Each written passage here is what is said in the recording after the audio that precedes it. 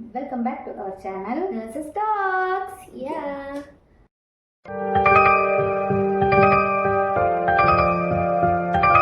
So இன்னைக்கு நம்ம வீடியோவில் என்ன பார்க்க போகிறோம் அப்படின்னா எந்தெந்த ஆஃபர் லெட்டர்ஸ்க்கும் எந்தெந்த ஏஜென்சிக்கும் எந்தெந்த ஆஃபர் லெட்டருக்கும் ரெட் ஃப்ளாக் நம்ம காமிக்கணும் அப்படின்றது.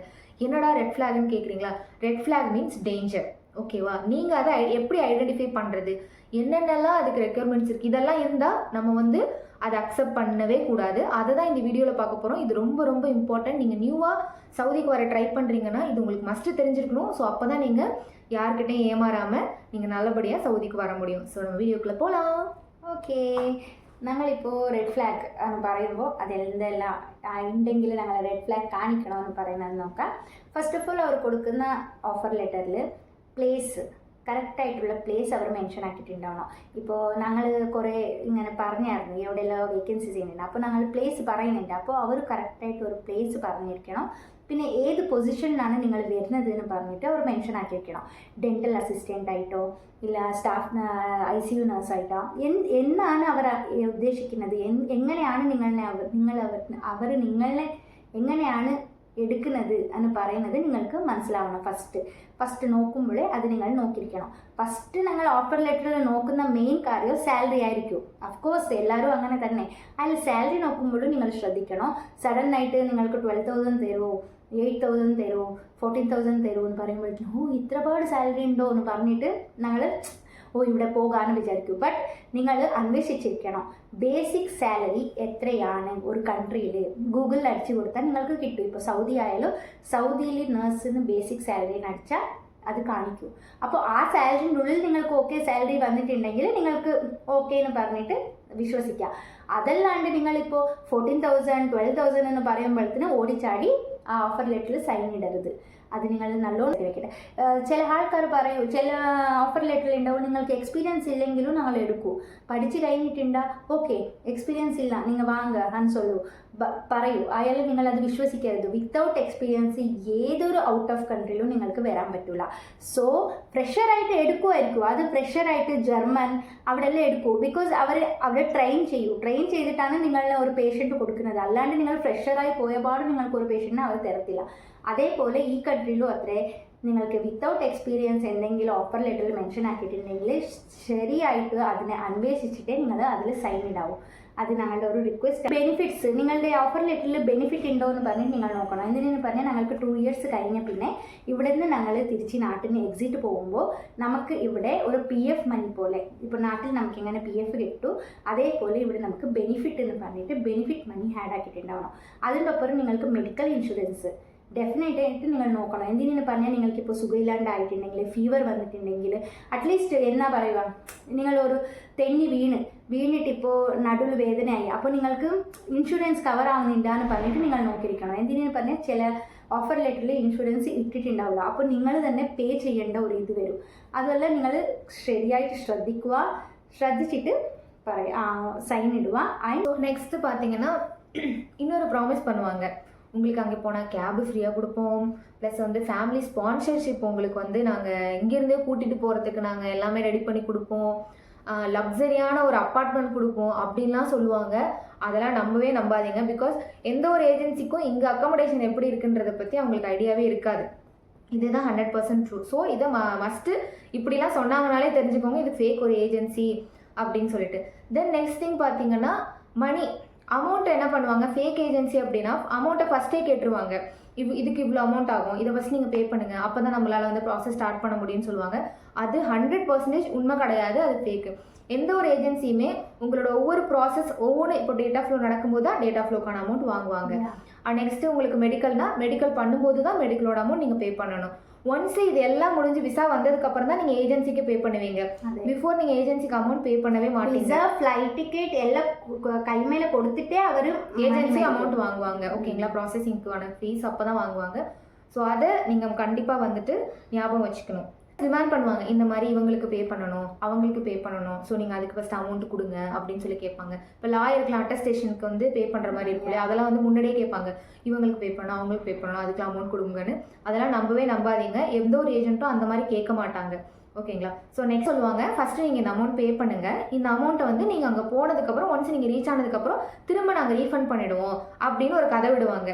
அதெல்லாம் உண்மையே கிடையாது. ஓகேங்களா. அந்த மாதிரி எந்த ஒரு அமௌண்ட்டும் உங்களுக்கு ரீஃபண்ட் ஆகாது.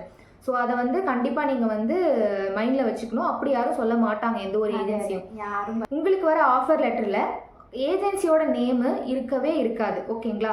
ஏஜென்சிக்கும் அந்த ரெக்ரூட்மெண்ட் பண்ணுறதுக்கான ஆஃபர் லெட்டருக்கும் சம்மந்தம் கிடையாது.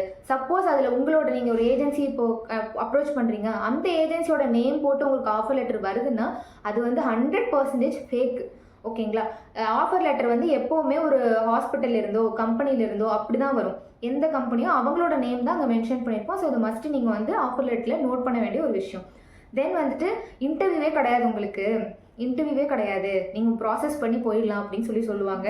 வித்தவுட் இன்டர்வியூன்னு പറയുമ്പോൾ சந்தோஷம். ஓ இன்டர்வியூ இல்லை, பிகாஸ் எல்லாருக்குமே வந்து ஃபாரின் கண்ட்ரி போகிறோன்றப்போ இன்டர்வியூன்ற போது ஒரு ஃபியர் இருக்கும். ஐயோ இன்டர்வியூ அட்டன் பண்ணணுமா அப்படின்னு சொல்லிட்டு பயப்படுவோம். ஸோ அதை ஒரு ரீசனாக வச்சுட்டு என்ன அட்வான்டேஜ் எடுத்துகிட்டு என்ன பண்ணுவாங்கன்னா, உங்களுக்கு இன்டர்வியூலாம் கிடையாது, நீங்கள் வந்து அமௌண்ட் பே பண்ணால் போதும், நீங்கள் போயிடலாம் அப்படின்னு சொல்லுவாங்க. சம் ஏஜென்சிஸ் அவரே ஜூமில் அவരുടെ ആൾക്കാരനെ തന്നെ வச்சுட்டு கேட்பாங்க.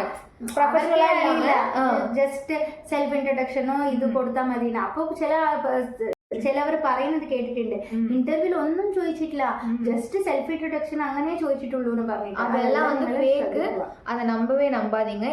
எங்க போனாலும் இன்டர்வியூ மஸ்ட் நீங்க அட்டன் பண்ணி தான் ஆகணும். தென் வந்துட்டு எந்த ஒரு ஏஜென்சி நீங்கள் அப்ரோச் பண்ணாலுமே அந்த ஏஜென்சியோட நேமை நீங்கள் கூகுளில் போய் சர்ச் பண்ணி பாருங்கள்.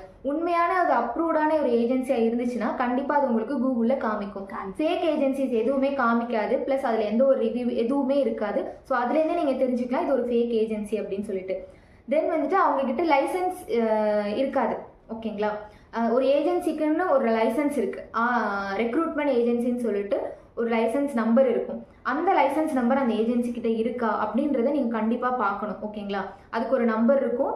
அதை வந்து நீங்கள் எப்படி செக் பண்ணணுன்றதை வந்து நான் கீழே உங்களுக்கு வந்துட்டு அந்த வெப்சைட்டோட நேம் கொடுக்குறேன். அது உள்ளே போயிட்டு நீங்கள் ஏஜென்சியோட நேமு ஏஜென்சியோட நம்பர் போட்டிங்கனாலே வந்துடும். அவங்களோட ஸ்டேட்டஸ் என்ன, அப்ரூவ்டான ஏஜென்சியா இல்லையா அப்படின்ற டீட்டெயில்ஸ் எல்லாம் வந்துடும். ஸோ அதுலேருந்து நீங்கள் ட்ரஸ்டடான ஏஜென்சியா இல்லையான்றதை நீங்கள் தெரிஞ்சுக்க முடியும். இதை மஸ்ட்டு எல்லாருமே நோட் பண்ணிக்கோங்க. இது ரொம்ப யூஸ்ஃபுல்லாக இருக்கும். தென் நெக்ஸ்ட் திங் வந்துட்டு உங்களை வந்து சம்டைம்ஸ் பயமுறுத்துவாங்க. என்னென்னா நீங்கள் வந்து 24 ஹவர்ஸில் வந்து பே பண்ணணும், அப்படி இல்லைனா வந்து இந்த இன்டர்வியூ வந்துட்டு போயிடும், ஸ்லாட் முடிஞ்சிடும் அப்படின்னு சொல்லிட்டு உங்களை பயமுறுத்துவாங்க. அப்போ நம்ம என்ன நினைப்போம், ஐயோ நல்ல பிளேஸாக இருக்கே, போயிடுச்சுன்னா என்ன பண்ணுறது அப்படின்னு சொல்லிட்டு அவசர அவசரமாக பே பண்ணிடுவீங்க. ஸோ அந்த மாதிரி பண்ணாதீங்க. அப்படி பண்ணிங்கன்னா என்ன ஆகும்னா பணத்தை வாங்கிட்டு அவங்க வந்து டிமிக்கி கொடுத்துட்டு போயிட்டே இருப்பாங்க. ஸோ உங்களுக்கு தான் லாஸு. ஸோ அந்த மாதிரி யாரும் சொல்ல மாட்டாங்க. ஃபோன் அடிச்சாலும் எடுக்க மாட்டாங்க. இது மாதிரி நிறைய நடந்திருக்கு. பேஸ்ட் ஆன் எக்ஸ்பீரியன்ஸில் தான், ட்ரூ எக்ஸ்பீரியன்ஸில் தான் இதை நாங்கள் உங்களுக்கு சொல்லிட்டு இருக்கோம். என் ஃப்ரெண்ட்ஸே நிறைய பேர் இந்த மாதிரி ஏமாந்துருக்காங்க. ஸோ இதை கண்டிப்பாக வந்து ഞങ്ങൾ എപ്പോഴും പറയുന്ന ഒരു കാര്യം, നിങ്ങളുടെ ഫ്രണ്ട്സോ ഫാമിലിയോ ആരെങ്കിലും പോയ ഏജൻസിയിൽ പോங்க. ന്യൂവാ നീங்களே ഒരു ഫേസ്ബുക്കിലോ ഇൻസ്റ്റാഗ്രാമിലോ എവിടെയെങ്കിലും കണ്ടിട്ട് ചുമ്മാ ഓടിച്ചാടി പൈസ കൊടുത്ത് ലോസ് ആകുന്നതിന് പകരം ശരിക്കും അന്വേഷിച്ചിട്ട്. ஆமாம். ப்ளஸ் வந்துட்டு கான்ட்ராக்ட், உங்களோட கான்ட்ராக்ட் இந்த டீட்டெயில்ஸ் எல்லாம் வந்து அதில் தெளிவாக போட்டிருக்க மாட்டாங்க. ஆஃபர் லெட்டர்ஸ்லையுமே சரி, உங்களோட கான்ட்ராக்ட் பீரியட் இந்த டேட்லேருந்து இந்த டேட் வரைக்கும் இத்தனை இயர்ஸ் கான்ட்ராக்ட்ன்றதெல்லாம் மென்ஷன் பண்ணியிருக்க மாட்டாங்க. அப்படிலாம் இருந்துச்சுன்னா நீங்கள் கண்டிப்பாக அக்செப்ட் பண்ணவே கூடாது. ஏன்னா எல்லா லைஃப்லாம் வந்து கூட கிடக்கணும். ஆமாம். நாங்கள் வந்து ஃபார் எக்ஸாம்பிளுக்கு உங்களுக்கு ஒரு ஆஃபர் லெட்டர் எப்படி இருக்குன்றதை நான் உங்களுக்கு காமிக்கிறேன். ஓகேங்களா. இந்த வீடியோலேயே நான் நடுவில் உங்களுக்கு ஸோ இது என்னோடய ஆஃபர் லெட்டர், எனக்கு கம்பெனிலேருந்து வந்த அந்த ஆஃபர் லெட்டர். இதில் உங்களுக்கு கிளியராக தெரியுதான்னு தெரியல. நான் கம்பெனி நேம் ப்ளஸ் என்னோடய நேம், சேலரி நான் ஹைட் பண்ணியிருக்கேன். பிகாஸ் ப்ராப்ளம் ஆகிடும் அதனால். ஸோ இப்படி தான் இருக்கும் offer letter. Actual offer letter இப்படி தான் இருக்கும். ஸோ இதை நீங்கள் வந்து ஒரு மாடலுக்கு பார்த்துக்கோங்க. நேம்ஸ் கிளியராக இருக்குமான்னு தெரியல, பட் இது ஜஸ்ட்டு பார்த்துக்கோங்க மாடலுக்காக. ஓகேவா. வந்துட்டு மோஃபா நம்பர்னு சொல்லிட்டு ஒரு நம்பர் உண்டு. அதுதான் நம்மளோட விசாவில் வந்து பிரிண்ட் ஆகி வரும். ஸோ அதை வச்சு நம்ம கண்டுபிடிக்கலாம், ஓகே இது வந்து உண்மையான விசாவா இல்லை ஃபேக்கான விசாவா அப்படின்றதையும் நம்ம கண்டுபிடிக்கலாம். அந்த மோஃபா நம்பரை வச்சு உங்களோட விசா ஸ்டேட்டஸ் செக் பண்ண முடியும். சப்போஸ் ஒரு சில ஏஜென்சிஸ் வந்து உங்ககிட்ட பணத்தை வாங்கிட்டு நீங்கள் வந்து வெயிட் பண்ணுங்கள் விசா வரும்னு சொல்லிட்டு ஏமாற்றிட்டு போனாங்கன்னா நீங்கள் அந்த மோஃபா நம்பரை ஃபஸ்ட்டே கேட்டு வாங்கணும். அப்போ கேட்கும் போதே அவங்க உஷாராயிடுவாங்க, ஐயோ மோஃபா நம்பர் கேட்குறாங்க அப்படின்னு சொல்லிட்டு அப்போவே புரிஞ்சுட்டு ஒன்று போயிடுவாங்க. நீங்கள் அட்லீஸ்ட் ஏமாந்து போகாமல் தான் இருப்பீங்க. ஸோ மோஃபா நம்பர் வந்து ரொம்ப இம்பார்ட்டண்ட்டாக அதை நீங்கள் நோட் பண்ணி வச்சுக்கணும். നിങ്ങൾ വിചാരിക്കുന്നുണ്ടാവും ഇതെന്നാ ബുക്കെല്ലാം എടുത്ത് വെച്ചിട്ട് നോക്കുന്നത്. ബിക്കോസ് ഇത് കുറേ പോയിന്റ്സ് ഉണ്ട്. ഏன்னா എല്ലാം ഞങ്ങൾ പറഞ്ഞു കൊടുക്കണമെങ്കിൽ എല്ലാം നമുക്ക് ഓർമ്മയുള്ളത് ഞങ്ങൾ പറഞ്ഞിട്ടുണ്ട്. ചിലത് എഴുതി വെച്ചതും കൂടി നോക്കി പറഞ്ഞു கொடுக்குவா. பிகாஸ் எங்களுக்கு வந்து ஒரு பாயிண்ட் கூட மிஸ் ஆகிடக்கூடாது. ஏன்னா நிறைய பேர் இப்போ சவுதி வரணும்னு ட்ரை பண்ணிட்டு இருக்கீங்க, நிறைய கேட்குறீங்க, சப்ஸ்கிரைபர்ஸ் எல்லாம் டவுட்ஸ்லாம் கேட்குறீங்க. நாங்கள் கொடுக்குற இன்ஃபர்மேஷன் ஜெனியூனாக இருக்கணும் இல்லையா? அதுக்காக தான் நான் என்னென்ன பாயிண்ட் இருக்கோ எல்லா பாயிண்ட்டையும் நாங்கள் உங்ககிட்ட சொல்லிட்டு இருக்கோம். ஒரு ஃபேக் ஏஜென்சி, ஒரு ஃபேக் ஆஃபர் லெட்டர் எப்படி இருக்குன்றது முக்கியமாக தெரிஞ்சுக்கோங்க. தெரிஞ்சவங்க நிறைய பேர் இருப்போம், நம்ம பிரச்சனை கிடையாது. பட் தெரியாதவங்க எத்தனை பேர் புதுசாக வருவாங்க. பணம் இப்பெல்லாம் சும்மா இறங்கிட்டுண்டாவும் குட்டியாளு பாவம் 1 இயர் வரணும்னு ஆசைப்படுவீங்க, அவங்களுக்கு தெரியாம இருக்கும். பிகாஸ் நான் வரும்போது எனக்கு யாருமே வந்து இப்படிதான் இருக்கும் ஆஃபர் லெட்டரு, இப்படிதான் ஏஜென்சி நம்பணும்னு சொல்லலாம். என் ஃப்ரெண்டு ஒரு ஏஜென்சி மூலயமா போனா அந்த ஏஜென்சி மூலயமா நான் வந்தேன். ஈவன் அவ கூட என்கிட்ட வந்து இந்த ஆஃபர் லெட்டர் இப்படிதான் இருக்குன்னு சொல்லலை. ஸோ அதுக்காக தான் நாங்கள் சொல்கிறோம், நாங்கள் இந்த வீடியோ போடுறோம். ஸோ மஸ்ட் இதை வாட்ச் பண்ணுங்க. அது அறிஞ்சிட்டுங்கிறது நமக்கு நல்லதில்லை. மறக்காமல் ஏஜென்சி ஃபேக்கா இல்லையான்னு கண்டுபிடிக்கிறதுக்கு நான் கொடுக்குற அந்த வெப்சைட்டை போய் கிளிக் பண்ணி உங்கள் ஏஜென்சியோட நேமு, உங்கள் ஏஜென்சியோட ரெஜிஸ்ட்ரேஷன் நம்பரை போட்டிங்கன்னா உங்களுக்கு டீட்டெயில்ஸ் கிடச்சிரும். ஸோ அதை வச்சு ஃபேக் ஏஜென்சியாக ட்ரஸ்ட் பண்ணலாமா வேணாமன்றதை நீங்கள் டிசைட் பண்ணலாம். ஸோ மறக்காமல் இந்த வீடியோ ஃபுல்லாக பார்த்துட்டு நீங்கள் வந்து உங்கள் ஃப்ரெண்ட்ஸ் அண்ட் ஃபேமிலிக்கெலாம் ஷேர் பண்ணுங்கள். யாரும் இதுக்கப்புறம் யாரும் ஏமாந்துடாமல் இருக்கிறதுக்கு தயவு செஞ்சு எல்லாருக்கும் ஹெல்ப் பண்ணுங்கள். ഓക്കെ, ഈ വീഡിയോ നിങ്ങൾക്ക് ഇഷ്ടമായെന്ന് വിചാരിക്കുന്നു, യൂസ്ഫുൾ ആയിരുന്നു എന്ന് വിശ്വസിക്കുന്നു. സോ മറക്കാണ്ട് ഞങ്ങളുടെ ചാനൽ സബ്സ്ക്രൈബ് பண்ணுங்க, ലൈക്ക് பண்ணுங்க, കമൻറ്റ് ചെയ്യുക. എന്തെങ്കിലും ഡൗട്ട് ഉണ്ടെങ്കിൽ ചോദിക്കുക. തീർച്ചയായിട്ടും ഞങ്ങളതിന് നിങ്ങൾക്ക് ആൻസർ, ഞങ്ങൾക്ക് അറിയില്ലെങ്കിലും ഞങ്ങൾക്ക് അറിയുന്നവരെ ചോദിച്ചിട്ടെങ്കിലും ഞങ്ങൾ നിങ്ങൾക്ക് ആൻസർ നാங்கள் கொடுப்போம். ஓகேவா? ஓகே, ஸோ தேங்க்யூ ஃபார் வாட்சிங். Bye bye.